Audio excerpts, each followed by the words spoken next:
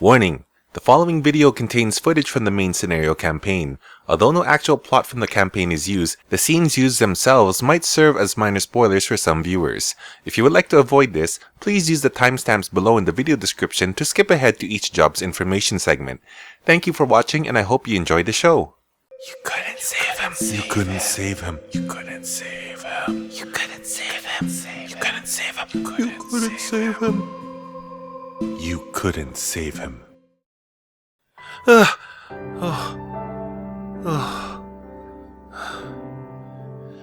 need to do something about this. Isumian, can you teach me how to be a healer? You want to learn how to heal, do you? Alright then, I'll start you off as a conjurer. How's that sound? Oh, conjurer? Oh, that's the White Mage precursor, isn't it? Alright, let's do it. Put your clothes back on, will you? Introducing the White Mage. The White Mage, the flagship healer of the Final Fantasy series, has been saving countless lives since the very first FF game. In Final Fantasy XIV, the White Mage plays the role of the straightforward, reactive power healer, able to heal wounded allies back to full health with great ease. Let's go over the many strengths of this iconic healer. The first pro the White Mage has is its straightforward playstyle. It is your typical reaction type healer, using powerful heals to restore allies back to good health. It is very beginner friendly and this job is set up in a way to teach players the core fundamentals of how to play a basic healer. Also, this job specializes a lot in healing over time spells, or HOTs. This makes both dealing with mechanics as well as dishing out more damage simpler. By making good use of your HOTs, there will always be some healing done even as you are running or gunning. This is not to say that the White Mage is only good as a starter healer. This job has plenty more to offer. One of these offerings is its unsurpassed skill to heal an entire party up with great ease through its many area of effect or AoE healing spells. The most powerful of these healing spells include Cure 3 and Medica 2. The White Mage also has very powerful AoE healing abilities. Assize is a 300 potency AoE heal centered around the White Mage, which also restores 10% of its MP while at the same time dealing 300 potency damage to all nearby enemies. Asylum is a dome AoE placed on a ground target which has an overall potency of 800 over a 24-second period. Finally, there is also Plenary Indulgence, an ability tied into the Medica, Medica 2, and Cure 3 healing spells. Whenever any of these three spells are used, all party members that were healed will gain a confession stack. Each confession stack increases the effect of Plenary Indulgence by 150 potency, up to a maximum of 3 stacks or 450 potency. This just gives the White Mage's already powerful group healing that extra oomph. Although it excels in group healing, the White Mage is by no means a slouch when it comes to single target healing. This job has both the most powerful heal in the game, as well as the most mana efficient heal. Benediction is what you could call the White Mage's ultra move. It is a healing ability with instant cast and a 180-second cooldown. It heals the target for all of his or her HP. From the most powerful ability to the most mana efficient spell, Regen is a 150 potency HOT spell with a 21-second duration. This practically makes Regen a 1050 potency spell over a 21-second period. This spell costs only 840 MP. This is the only healing spell available that has higher overall potency than MP cost. Making good use of this spell can save the White Mage a lot of MP. Speaking of MP, one of the White Mage's greatest strengths is its almost seemingly endless pool of MP.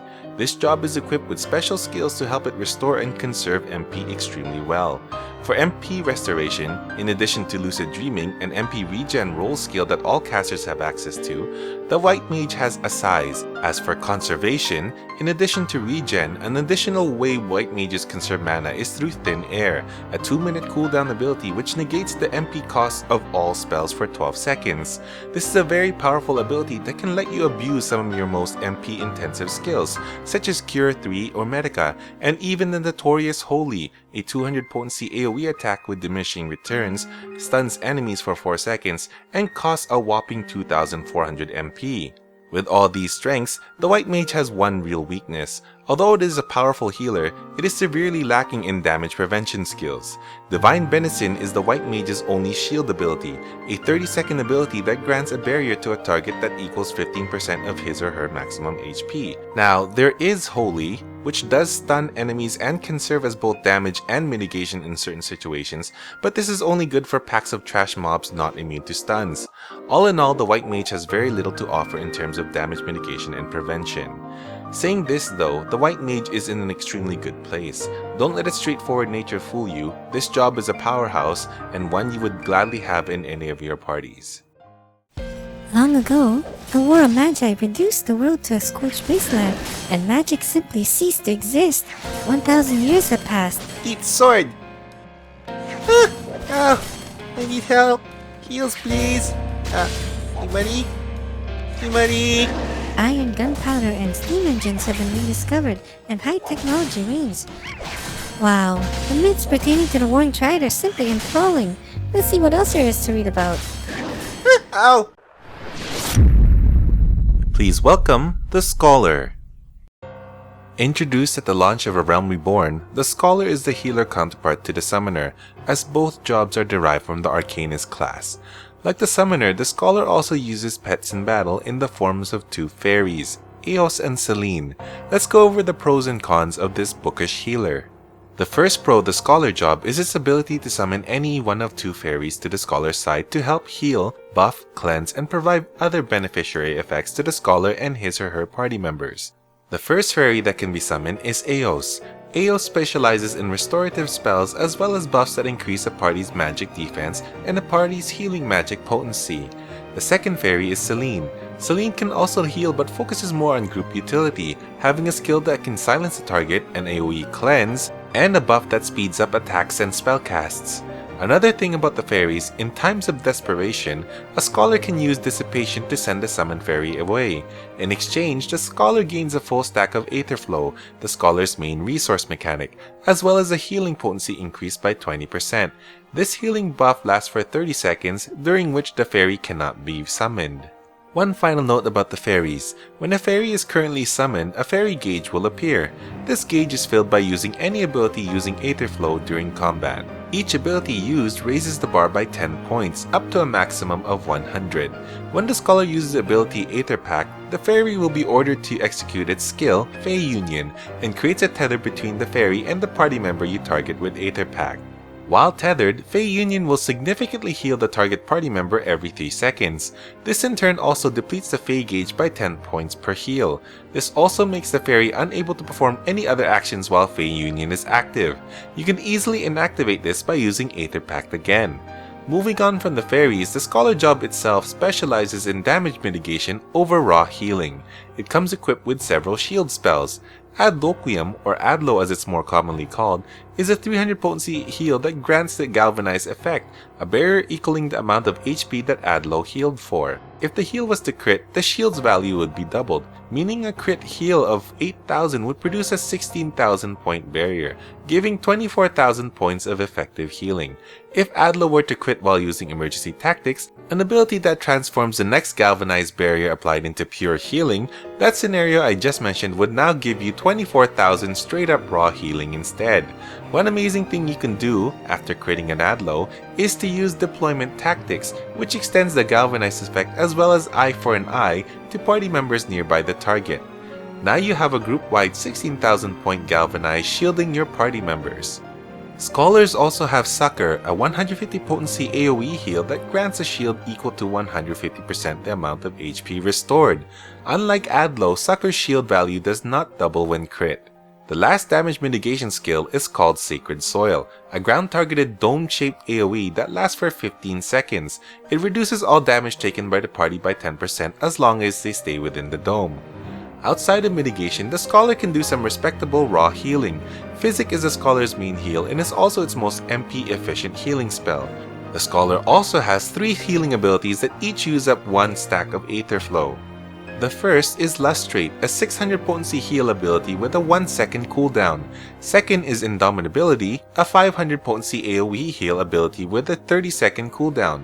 Last is Excogitation, an 800 potency heal that is triggered either by the target falling to below 50% health or the 45-second duration of the effect wearing out. Scholar has one final strength and advantage over the other two healers. The Scholar can output the most DPS out of the three healers and can also help boost a party's overall DPS output at no personal cost to his or herself. The Scholar has access to 3 damage over time spells, or dots, the ground targeted AoE dot Shadow Flare, the powerful Broil 2, and the instant cast Ruin 2. In terms of party DPS, Celine can speed up party attacks and casts, while the Scholar's skill, Change Stratagem, marks a hostile target and increases the rate it takes critical hits by 15%. With all these strengths, the Scholar has a couple of notable weaknesses. The first is that its group healing is a bit lacking. With Indomitability on a 30-second cooldown and Emergency Tactics on a 20-second cooldown, a Scholar can run into trouble when dealing with repeated group damage in short intervals. Succor is horrible at sustaining a group. One other weakness is the Scholar has quite a lot of important skills tied into Aetherflow. Lust Trait, Indomitability, Excogitation, Sacred Soil, as well as Energy Drain all use Aetherflow. It can become a juggling act at times whether to use that last Aetherflow for Energy Drain if you're low on MP, or save it for Lust Trait or Indomitability in case something bad happens. This is made worse with the fact that spells like Adlo are quite MP intensive, sometimes leading to situations where you're running low on both MP and options. Despite these shortcomings, the Scholar is a powerful healer and a potent damager as well. It is a job that is a bit harder to master than the other two healers, but when mastered, it can produce outstanding results, as is befitting the healer savant of Final Fantasy XIV.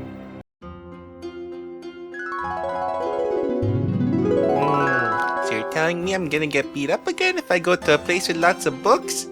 Well, that's what the cards say. Oh well, good thing I hate books. You won't catch me in the same room with those disgusting things. Narrator! Good you're here. I was looking for Andy, but it looks like he's at the Conjurer's Guild. Can you come with Miss Assistant and me to the Great Google Library? Me? Sure. I'm not doing anything anyway. Let's go. What's a library? Idiot. Last but not least, the Astrologian. Ever since being introduced in the Heavensward expansion, the Astrologian has stolen the spotlights from its veteran healer peers on more than a few occasions. Highly adaptable to any situation that may present itself, the starry-eyed Astrologian is equipped with special skills and spells that help him or her rise up to any occasion.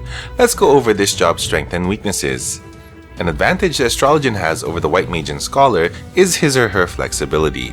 The Astrologian can focus on regenerative healing spells much like a White Mage by taking on the Diurnal Sect, a stance that increases healing potency by 10% and adds regen to the healing spells Aspected Benefic and Aspected Helios.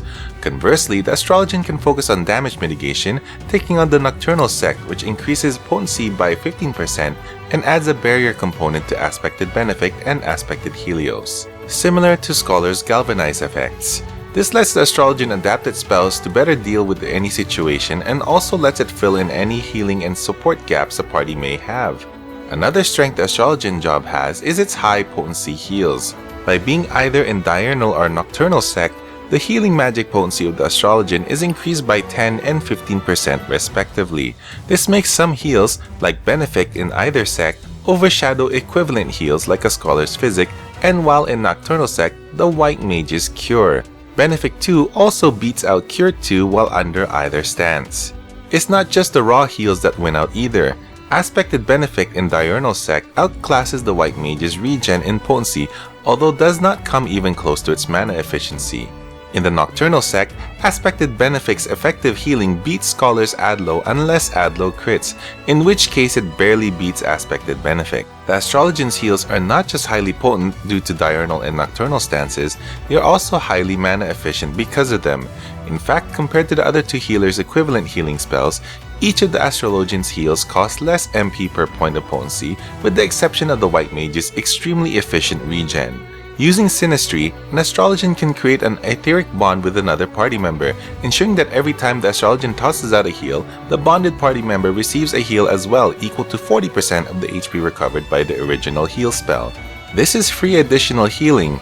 Also, you can heal that bonded party member and he or she will still receive the extra heal. This is a great skill to place on a tank.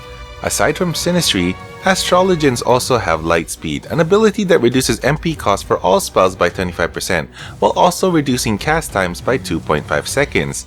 It also has a detrimental effect of reducing attack magic potency by 25%. This skill is amazing for quick, cost-effective healing, while horrible for trying to do damage.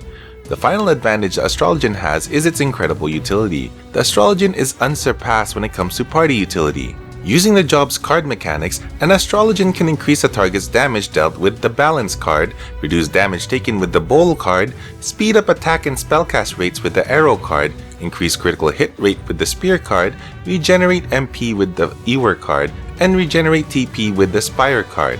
In addition to just using these cards for their effects, the Astrologian can store a card to use for a later time, can convert a card for effects like double card effect duration, increased card effect potency, or AoE card effect with half effect potency with the Royal Road ability, which affects the next drawn card to be used. With the job's Minor Arcana ability, an Astrologian can also convert a drawn card into either the healing spell, Lady of Crowns, or the damage spell, Lord of Crowns. Whichever the two the drawn card turns into is completely up to random chance. Now onto the Astrologian's weaknesses. The first is that the Astrologian's damage potential is lower than both the White Mage and especially the Scholar. For attacking, the Astrologian has one basic attack spell in the Malefic spell line, one dot in the Combust line, one respectable AoE attack that is quite costly in Gravity, one AoE that's tied into a timed AoE heal in Earthly Star, and one medium potency instant attack that's only available through the luck of the draw in Lord of Crowns. Although this looks like a lot of skills, having Gravity and Earthly Star as its only AoE damage spells extremely limits the Astrologian's ability to help dispatch groups of enemies. Having only one dot also cripples this job's damage quite a bit, and getting Lord of Crowns is based on random chance, so cannot really be relied on too much for damage. Speaking of luck, the second weakness of the Astrologian is the RNG nature that plagues its card support skills. Whenever you draw a card, you are literally taking a gamble, as the card you draw can be any one of 6 different cards. It could be helpful like a Balance card, or it could be trash like a Spire card. You cannot plan too much ahead, only react and adapt to what you draw. That being said, the Astrologian is an amazing healer. Like the Scholar, it too has quite a rewarding playstyle when mastered. And don't worry, even though the effectiveness of your support relies on the luck of the draw, playing as his job is no gamble at all. It's a surefire winner. Alright, whew! Now that I've talked about each individual healer, I will assign them rankings. These are purely subjective and are really just according to my own preferences. If you are interested in any of these jobs, do try them out. Each one offers a wholly different playstyle, so find the one that suits you best. Now, here are my rankings. Tied for second place are the White Mage and the Scholar. I just cannot choose between the two. They have such different mechanics and playstyles that you really can't compare the two. They both have strengths and weaknesses that really balance out with each other. The White Mage has amazing AoE and healing over time spells, as well as powerful single target healing. Where it falls, damage mitigation, is where the Scholar picks up the slack. The Scholar has very powerful shields at its disposal alongside indispensable healing allies in its fairies. The two jobs really pair well together, and this makes sense seeing as they were the original healer duo until Heavensward. Which brings me to my number 1 choice. In first place, I choose the Astrologian. Now it was really hard for me to pick just one winner. However, you can look at it this way. The Astrologian can be considered a jack of all trades and master of, well, all trades. Thanks to its stances, most especially its nocturnal stance, the Astrologian can oftentimes out-heal the White Mage and out-shield the Scholar.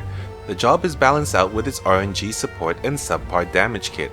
But where pure healing and shield potencies are concerned, the White Mage and Scholar would be hard-pressed to beat the Astrologian. With that being said, I love all 3 healer jobs. Echoing other people's sentiments, I feel that the healer role has the most well thought out and balanced jobs in this entire game. Here's to hoping the devs continue to balance these jobs with care and thought. Thank you all very much for watching this video, and I hope you enjoyed it. Please sound off in the comments and tell me which healer job you prefer and how you feel about their current state. Please like and share this video if you enjoyed it, and subscribe too if you haven't already. Poke that bell button as well to get my upload notifications. Thank you again and take care. See you next time.